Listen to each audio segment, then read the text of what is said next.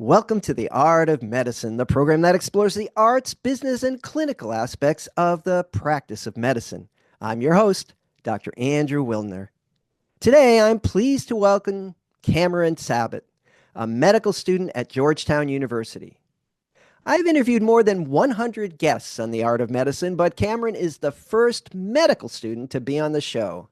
He has a diverse and interesting background as an EMT, well-published researcher, and venture capitalist. Since members of my generation don't seem to have an answer to the inefficiencies and inequities of our current healthcare system, I thought I'd ask a student.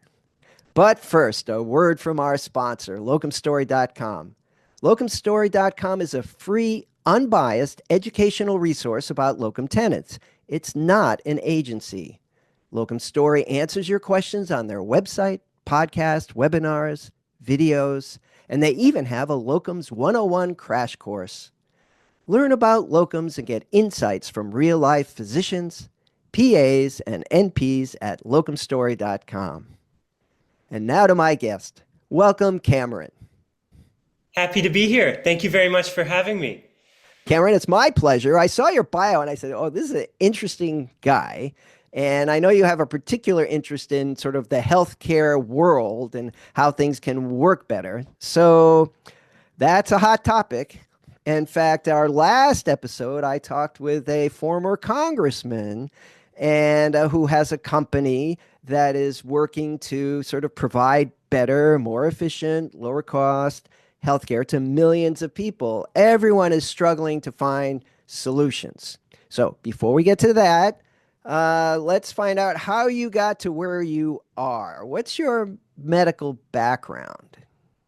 Certainly. So as you mentioned earlier, I started out as an EMT back in Philadelphia. And what's fascinating about that is that you're seriously on the front lines of healthcare. You know, they talk about doctors being on the front lines, and yes, they are. But EMTs actually go into the communities, and, you know, we're walking into houses to pick people up. And, you know, bringing people to dialysis centers and seeing the real world impacts of the diseases that we write about. And so I then began writing as a journalist, and this was during the COVID pandemic. And I wrote for the Smithsonian Magazine, the Washington Post, all about how can we improve healthcare, how can we improve access and affordability, and not just for medicine, but for medical training as well. And that's where I really fell in love with this whole process of making medicine a little bit less of an untouchable entity that people just accept. And that has for many years reduced medical trust, because doctors have been able to do a lot of things with underprivileged communities in the 1950s and even earlier that were just eroding medical trust in communities. And so a lot of my work, including at the National Academy of Sciences, was improving, and I wrote a paper about this, improving the relationship between the medical community and the communities that they benefit. So from there, I shifted more toward, okay, we can write about this all we want, but how can we actually affect change? And this is where I really got into the world of medicine, and I wanted to be a doctor. So that's my background, and yeah. Okay. So, you know, when you think about EMTs, if you really kind of get granular, it's like you jump in the ambulance and then you're going to some apartment complex in a maybe not so great part of town, and the patient is on the fourth floor, you know, who weighs 300 pounds plus, and there's no elevator, you know, and it's dirty and maybe not safe. And this is kind of a regular thing. You know, I did some medical work in Philadelphia actually way back when I was a medical student, and you know it's got an inner city population, and but these people need healthcare, and just you talk about healthcare delivery, just delivering the patient to the healthcare system can be a big challenge. Well, let's jump right in then. What do you see as the biggest problem? You know, the low-hanging fruit. What's the biggest problem in the U.S. healthcare system? Yeah, so on one side we have, and you know, this is one of the most ambitious things that we've ever done is really healthcare, right? Because what we're trying to do is connect experts and specialists who've trained in this for years with some random person who fell on the floor, in rural Colorado. How do we get the marriage of these communities in a way that's able to deliver the best care possible for each person? And you're talking about delivering the patient to the healthcare system. A lot of work that's being done now is delivering the healthcare system to the patient, not just through, locum tenens, but through, we're seeing a transition to telehealth. And there's this actually very famous doctor now at Harvard, Alistair Martin, and he's doing some really great work with a healthier democracy, where he's connecting voting and democracy issues with healthcare, and layering on top of that telehealth. And he's talking about how can we improve access and affordability from both the politics standpoint and from the internet broadband access standpoint. And so a lot of what he's doing is how can we improve healthcare access through technology access? And he's saying that is a technological determinant of health. And so there are a lot of dimensions to this that the healthcare system is using. And there are a lot of innovative, amazing, very smart, talented people like you who are going out and trying to find from a lot of different stakeholders, including that congressman you were talking about earlier, how can we attack this from standpoints that we've never seen before? And that's what really gets me fired up. Well, we're talking today, and I know tomorrow you have your final exams, right, for your second year of medical school. And yet somehow you have time to sort of think about these worldly problems and talk to me. So before we go too much further, how do you find time to, work-life balance is pretty prominent these days too. So how do you find time to do all these things? Yeah. Well, that's a very good question. I do have my exam coming up, and if you caught me any other time this week, I would have been studying. But I Good will to say, know. Good to know.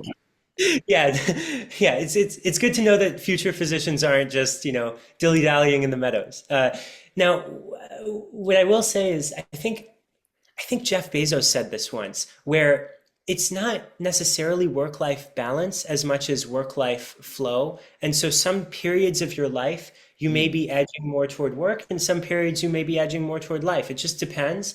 And to rigidly characterize every element of your day as a certain work or life, you ironically get neither, because you're always regimenting your day. And back at UPenn, back at college, there were a lot of very intense people, and they would say, jokingly, of course, I relax harder than you do, and work hard, play harder. Well, none of that sounds easy. So, it comes naturally. And I think also, and I think Sam Altman of OpenAI said this, when you're on a roll and you're actually making things move forward, you don't get burnt out. Burning out comes from not getting what you've worked for.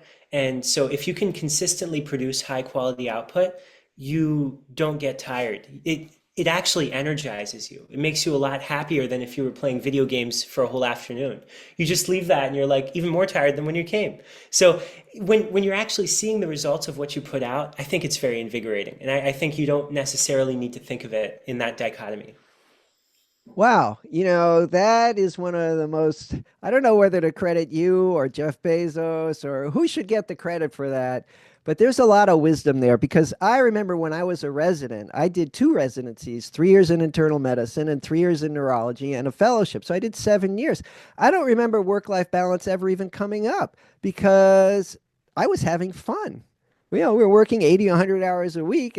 There was a joke back then, like your kind of joke there, that for the surgeons were on call every other night. So you work all day, you work that night, you work all the next day, then the next day you work all day, all night, every other night. And that was their routine. And the joke was the only problem with working every other night is that you miss half the cases. And it was said kind of half seriously, because as a young surgeon to be, you wanted as many cases as you could possibly have, because that's how you learn, develop skills, so that when you are a full-fledged surgeon, you know what you're doing. And that was the most important thing. So maybe it's really the lack of job satisfaction. That sounds like what you're saying that leads to this emphasis on, oh, I have to balance it because it really sucks. That sounds like, why you need the balance, and that if work was so satisfying and invigorating and gave you energy, well, you wouldn't really need so much balance. I like that a lot. Plus, there are times, right? There are times when you should go on vacation and just like leave it all behind. Oh, very sage. Okay, so as a future physician who's already conquered the work-life balance problem, how do you see yourself fitting into the system? That's a very good question. So, uh, now, do you say in terms of what specialty I want to choose or what I want to do in my long-term Yeah, well, goals? just broadly, I mean, do you want to be a neurosurgeon and tinker with the brain, or do you see yourself getting a master's in public health and doing public policy and working at the CDC or being the next Surgeon General? Do you have an idea which direction this is going? Yeah, you know, the healthcare system is evolving so fast and there's so many stakeholders that it's hard to really pinpoint a specific group.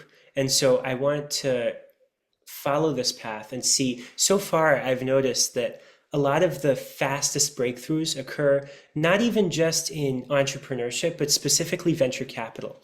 And the reason I say this is early on in your career, and I'm speaking to anyone in the audience who's in my shoes right now as a medical student, early on in your career, the goal is to kind of inspire yourself by meeting as many people as possible. And the way I've found out that you can do this is both through journalism and through venture capital. So I first want to talk about journalism because these are both paths I want to take in the future to affect change. Because I've noticed that when I write an editorial and it lands in Time Magazine, for instance, I wrote a piece on Gaza and it ended up in Time Magazine. I was like, wow, thousands of, maybe millions of people are reading this. And when I publish a research paper, unless it is of sufficient global magnitude and attacks a big enough global problem, if I just find something interesting and write about it, it's less likely to make it in the top area because it's not a personal opinion. It's not as engaging for an audience and it's a little more detached, right? When you do journalism, the whole goal is to put it in front of people. That's how you're rewarded. I mean, when you get an honorarium, that's how you're rewarded. So you connect with people. And when you connect with people, you can affect change. And you put seeds in people's heads on different ideas. And so what I've started to do is, with journalism during the COVID pandemic, I interviewed a lot of experts on vaccines and other things for the Smithsonian. And I was able to see how do they think at the highest levels of administration, how do these people think about these problems and in a very systematic way? And what are when you see a leader and they're a public health leader and you say, oh, that was a terrible decision. Well, yeah, that was in retrospect. But when they talk to you about all the steps that led to that rationale, it may seem like the best possible idea given the circumstances. And so when I'm in my journalist pose, I get to meet a lot of people. I get to see all the stakeholders. And when I'm in the venture capital pose, I see the effectors of that change, not just the regulators, but the doers. And it's fascinating to see what the front line of innovation looks like in any given field. And in venture capital, you become somewhat of a generalist because if you subspecialize too much, you miss out on some other opportunities, brilliant opportunities in medicine. So that's the amazing part about venture capital is I've met some fascinating people, including one oncology startup that's trying to automate some of the decisions to reduce the burden of the cognitive load on a lot of oncologists. So there is a lot of movement going on in those two spaces, and I highly encourage anyone who's in medicine to check out those fields and consider it as an add-on to their own career as a physician. I'm going to be a little contrary here. The venture capital has a reputation of going out and buying medical groups and then cutting resources with their only goal of being profit rather than improving what's going on. There may be some efficiency kind of attitude, but it's to serve the bottom line rather than to serve the patient. At least this is certainly going on in certain areas. So I think that might be the downside of an economic approach. Comment? Yes, yes. And I was just about to request a comment for that. So I've noticed also that when I speak about venture capital in medical communities, people typically have a similar response.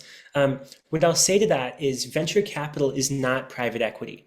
And this is something that I think is really important to dichotomize here. Private equity is a late stage mergers and acquisitions, buyouts, these large groups trying to buy out different physician practices. That's private equity. Venture capital is this guy who graduated college, all of a sudden wants to start a company, and he sees an inefficiency. And I'll give you an example. Mark Cuban. Granted, he is a billionaire, but when he looked at the pharmacy benefit managers here in the US, he said, I want to disrupt that industry. And venture capital is fundamentally a competitive industry, and private equity is fundamentally a monopolistic industry. And so when you're adding on that layer of competition, you're breaking down a lot of the monopolies that exist. For instance, with pharmacy benefit managers, they're just raising the prices for all these drugs and just sapping the dollars out of the healthcare system, versus Mark Cuban, who's developed the cost plus pharmacy, where he eliminates the middleman entirely.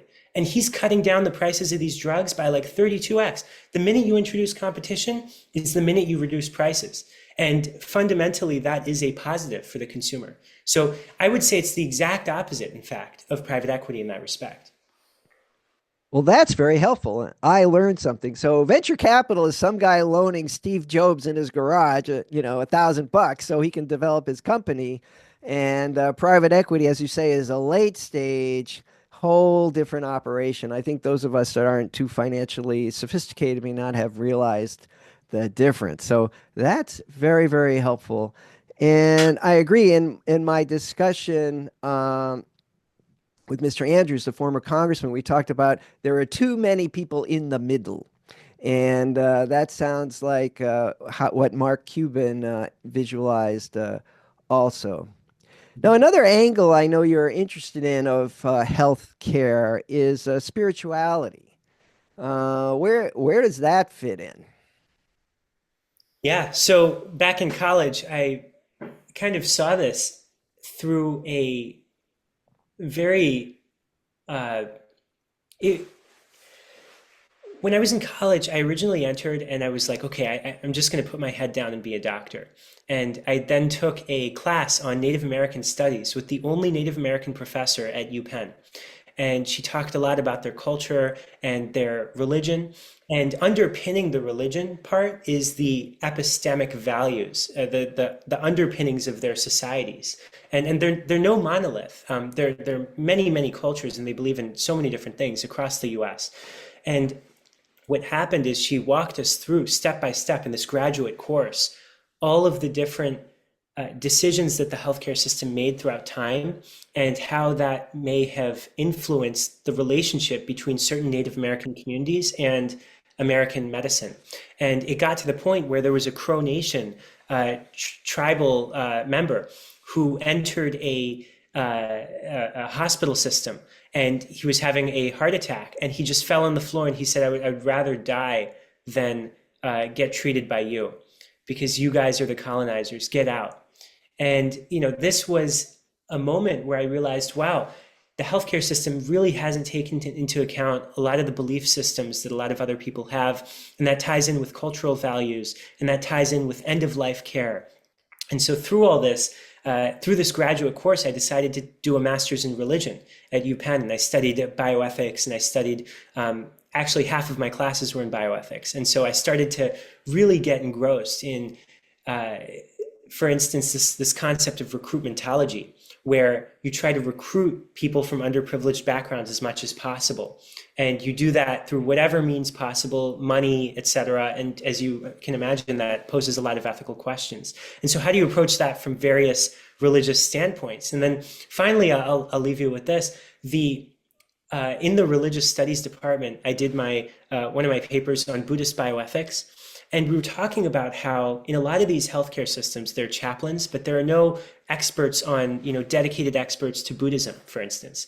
And so what do you do when someone has been trained in the Judeo-Christian or Abrahamic traditions, and someone else comes in from the Eastern religions and says, now, wait a minute, we're not looking up to God, we're looking down toward trying to eliminate the ego entirely.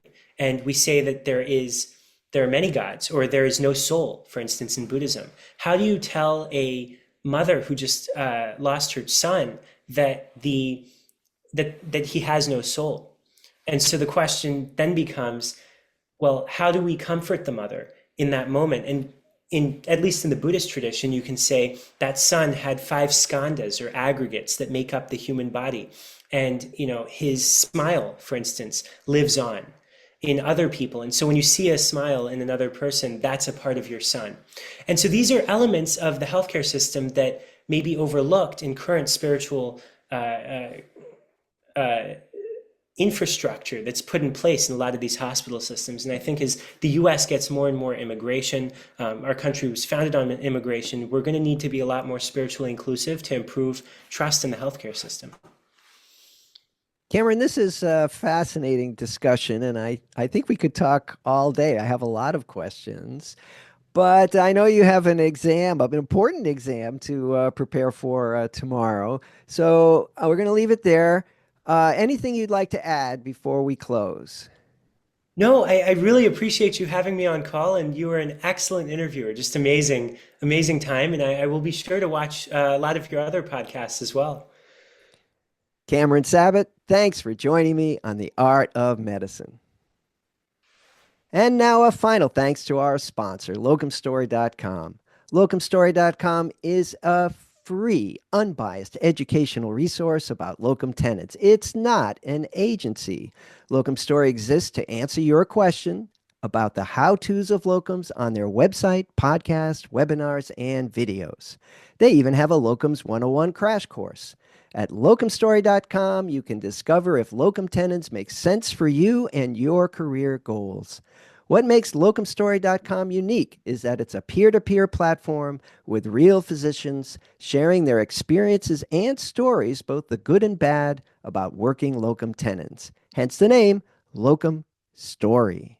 Locumstory.com is a self-service tool that you can explore at your own pace with no pressure or obligation. It's completely free. Thanks again to locumstory.com for sponsoring this episode of The Art of Medicine. I'm Dr. Andrew Wilner. See you next time.